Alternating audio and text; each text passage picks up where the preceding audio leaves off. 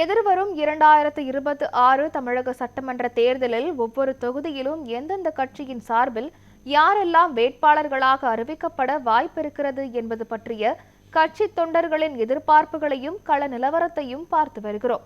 அந்த வரிசையில் காட்டுமன்னார்கோவில் தொகுதியில் எந்த கட்சியில் யாருக்கெல்லாம் வாய்ப்பு என்பதை விளக்குகிறது இந்த செய்தி தொகுப்பு.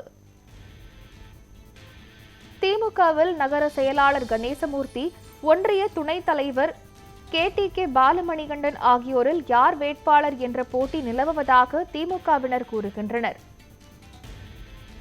அதிமுகவில் காட்டுமன்னார்கோவில் தொகுதியின் முன்னாள் சட்டமன்ற உறுப்பினர், கழக அமைப்பு செயலாளர் முருகு மாறன், நகர செயலாளர் MGR தாசன் ஆகியோரில் ஒருவர் வேட்பாளராக வாய்ப்பு வழங்கப்படும் என கூறப்படுகிறது.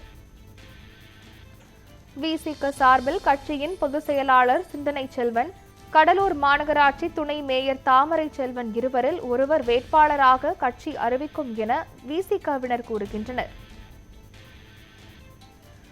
காங்கிரஸ் சார்பில் காங்கிரஸ் கமிட்டி உறுப்பினர் டாக்டர் KJ மணிரத்னம், மாவட்ட பொதுச் செயலாளர் K செல்வம் ஆகியோர் இடையே யார் வேட்பாளர் என்கிற போட்டி இருப்பதாக கூறப்படுகிறது.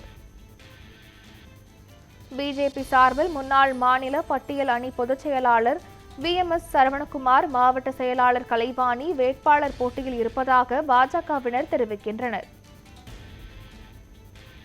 தமிழக வெற்றி கழகம் சார்பில் தெற்கு மாவட்ட செயலாளர் சீனுவாசன், கடலூர் தெற்கு மாவட்ட இணை செயலாளர் N புலவேந்திரன் ஆகியோரில் ஒருவருக்கு வாய்ப்பு வழங்கப்படும் என தவேகவினர் முணுமுணுக்கின்றனர்.